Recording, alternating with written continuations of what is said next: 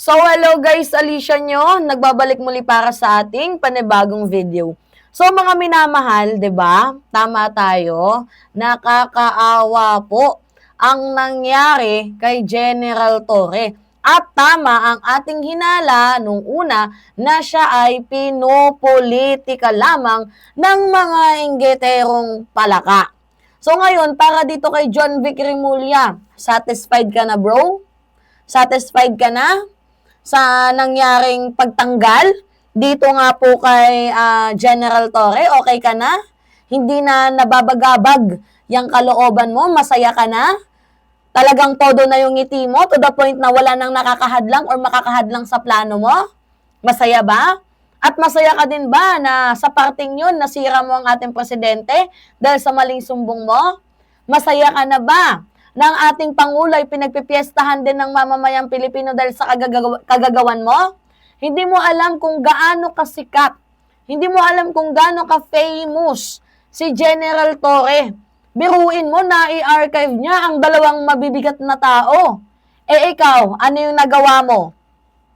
Kaya nga mas mabuti pang ibalik bilang DILG Secretary itong si Benhur Abalos eh. May sense pa rather than you.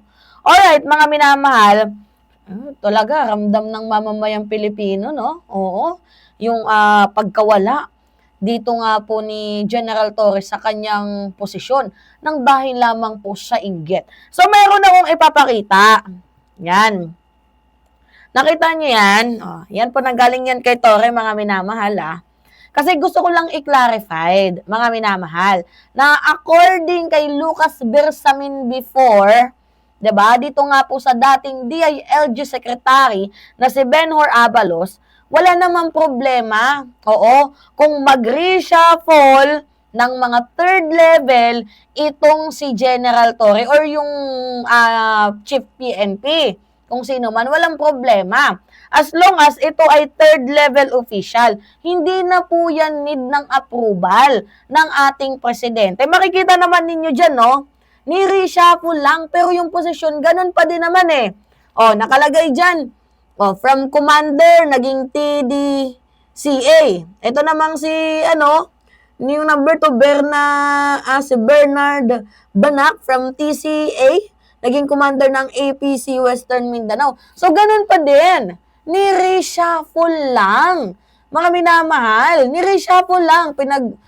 Iba-iba yung destino, pero ganun pa din naman ang kanilang pwesto.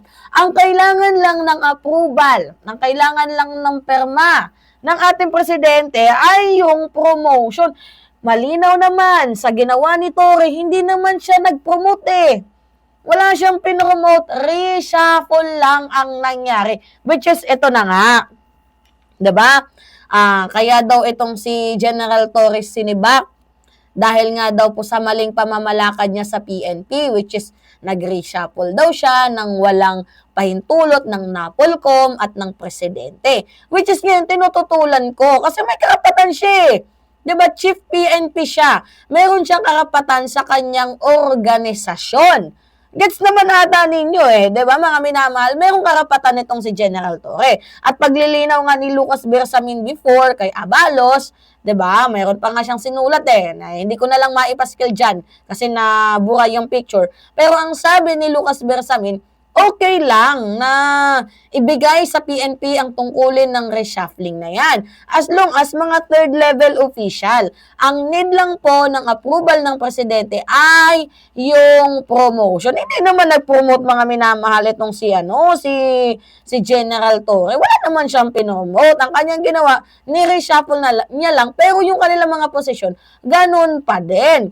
So ngayon, ito yung hindi ko magets kasi alangan naman nila sabihin, di ba, na yung 8 billion ang dahilan. Siyempre, humanap sila ng lusot. Humanap sila ng paraan para, mayurak ang imahe ni General Torre.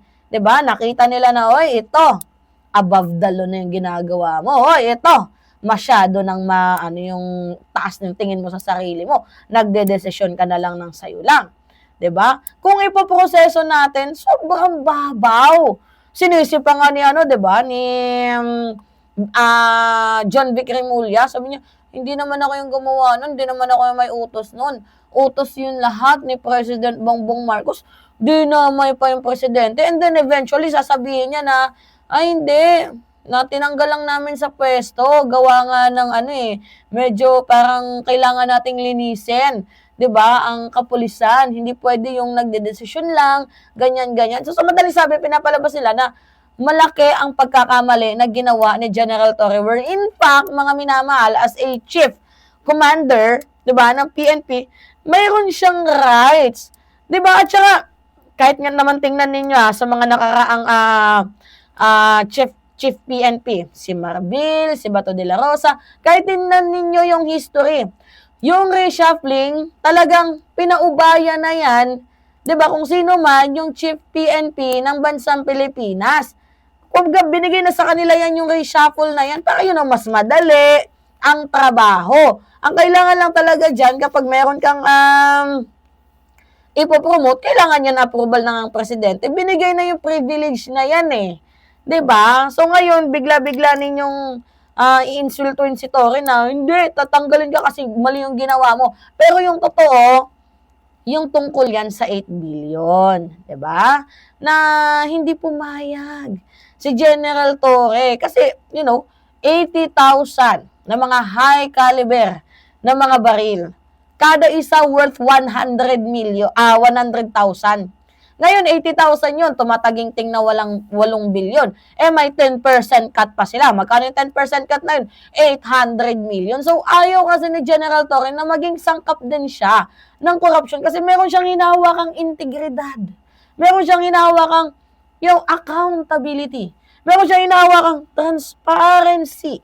'Di ba, gusto niyang maging vocal sa mamamayang Pilipino. Nilalabanan niya nga yung corruption eh.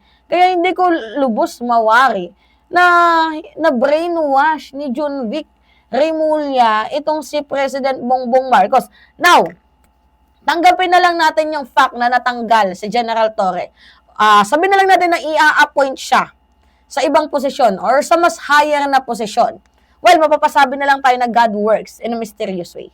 Pero, yung kanyang pag-exit, mga minamahal, yung tinatawag na unceremoniously, parang, ay, nakakapang-asar yun.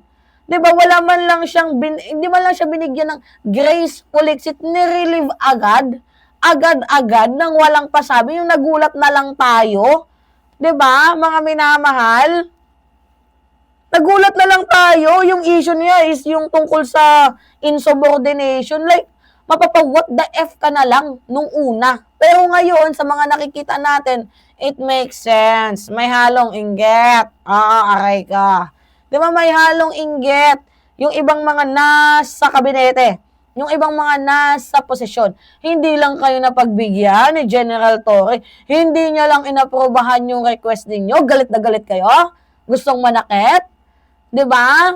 Paano ba naman kasi? Ano ba yung sinabi ni General Torre, mga minamahal? Meron pa naman tayong baril. Mga bago pa din naman, kaka-purchase lang.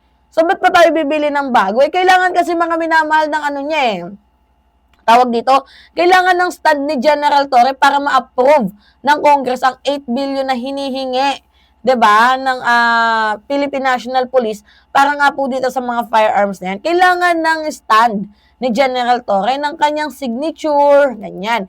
Ang problema kasi, hindi pumirma si General Torre. Ang paliwanag niya kasi, meron pa naman, marami pa naman. So, bakit, 'di ba, bibili?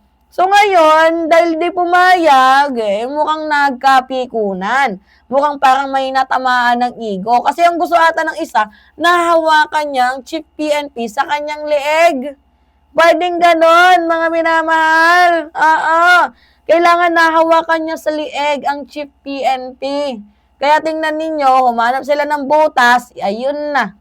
Tinigok na si Torre at ipinalit ang kanyang bata na si Nartates. Oy, hindi ko tinitira si Nartates dahil gusto din yan ni General Torre. Pero sana wag ulitin ni Nartates ang pagre-reveal, 'di ba, ng mga secret information ng Malacanang sa kanyang sa kapatid ng presidente na si Amy Marcos, 'di ba, mga minamahal?